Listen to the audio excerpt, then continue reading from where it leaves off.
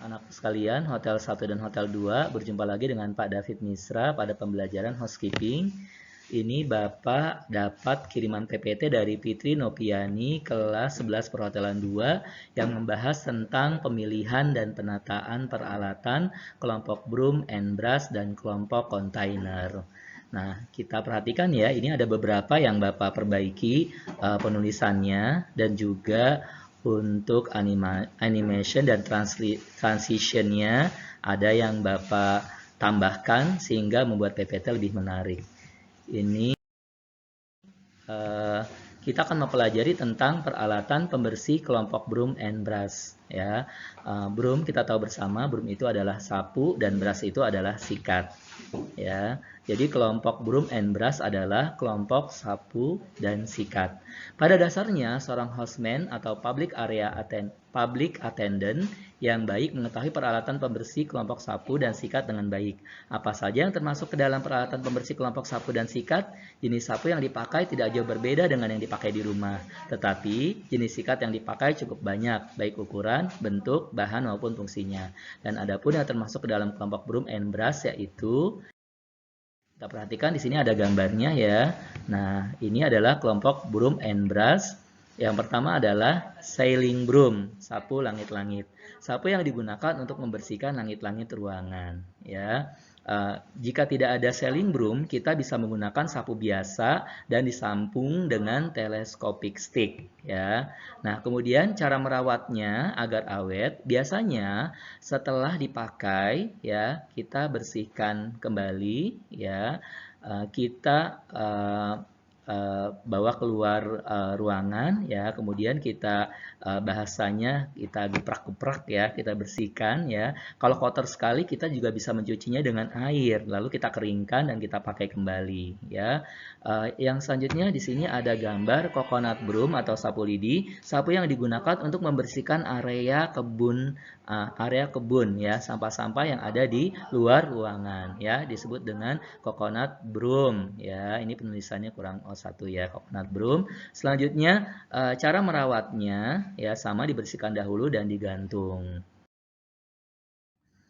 Selanjutnya di sini kita lihat ada gambar ya, floor broom atau sapu lantai, sapu yang digunakan untuk membersihkan permukaan lantai, ya, bisa batu atau keramik dari debu, kotoran dan juga sampah. Cara merawatnya agar awet biasanya setelah memakai digantungkan lagi ya.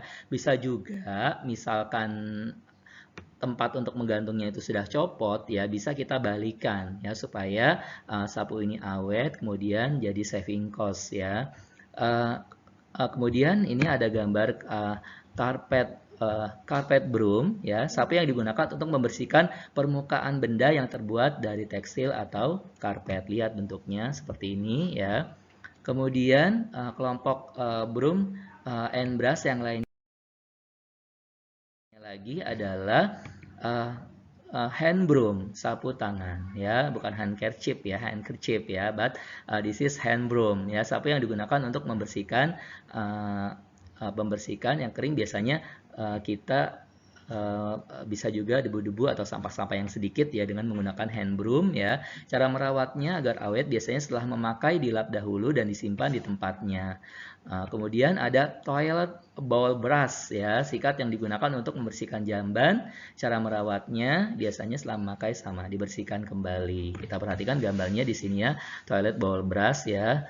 Dia kalau ditempatkan ada yang seperti mangkuk ya, makanya disebut dengan toilet bowl brush ya. Kemudian kelompok broom and brush yang lainnya adalah shoes brush atau sikat sepatu, sikat yang digunakan untuk membersihkan dan mengkilapkan sepatu yang terbuat dari kulit ya. Di sini nah ini juga penting ya, ini ada carving brush ya, seperti ini ya bentuknya, sikat yang digunakan untuk membersihkan ukiran atau celah-celah pada permukaan benda ya.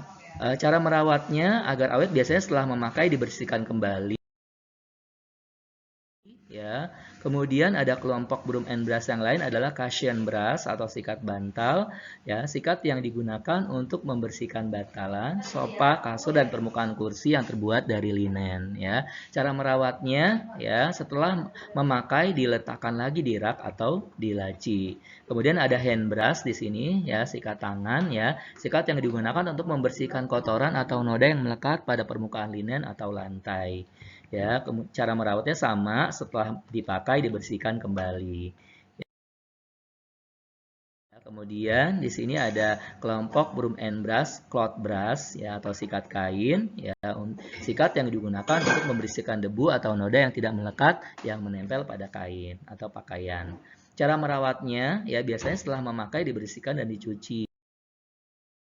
Ya, selanjutnya kelompok kontainer atau penampung. Nah, kelompok kontainer atau penampung, ya, kelompok alat pembersih manual yang digunakan untuk menampung sampah, kotoran atau debu dari hasil penggunaan sapu dan sikat. Adapun yang termasuk ke dalam kelompok kontainer adalah, ini kita lihat di sini ada troli, ya, trolley cart, ya. Public area trolley, ya, alat yang digunakan untuk menampung peralatan yang akan digunakan pada saat membersihkan area. Kemudian di sini ada room attendant trolley cart, ya, juga termasuk menampung, ya, digunakan oleh room attendant.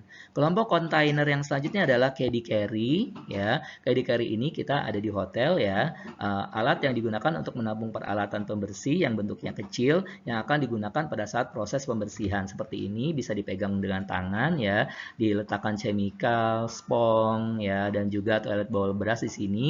Jadi kita tidak membawa satu-satu, dengan menggunakan caddy carry memudahkan kita untuk membersihkan area kamar mandi, ya, atau bathroom, ya. Kemudian ini ada container bin, ya, tempat untuk menampung sampah sementara. Selanjutnya kelompok kontainer adalah window bucket. Kita tahu bucket itu ember, ya, yang digunakan untuk menampung air atau cairan pembersih dalam proses pembersihan suatu objek. Ada juga double bucket, ya. Jadi kalau ada yang bawa mop kemudian bawa double bucket, ada pressingnya, itu digunakan untuk mengepel, ya. Satunya untuk cairannya, satunya untuk menyimpan mopnya, ya. Kemudian gun sprayer bisa disebut juga bottle sprayer, ya. Alat semprot yang digunakan untuk menampung cairan pembersih, ya. Kemudian ada di sini kita disebutnya pengki, ya, tapi di hotel nggak ada pengki, ya, nggak ada gayung, adanya water scope, tidak ada pengki, adanya dustpan, alat yang digunakan untuk menampung sampah atau kotoran. Ya, demikian, ya, kelompok-kelompok alat pembersih broom and brush dan container. Terima kasih banyak, ya. Ini alat-alat ini nanti kamu kelompokkan dan kamu tulis di buku, ya. Kemudian kamu tulis bagaimana juga cara merawatnya. Terima kasih banyak, ya. Assalamualaikum warahmatullahi wabarakatuh.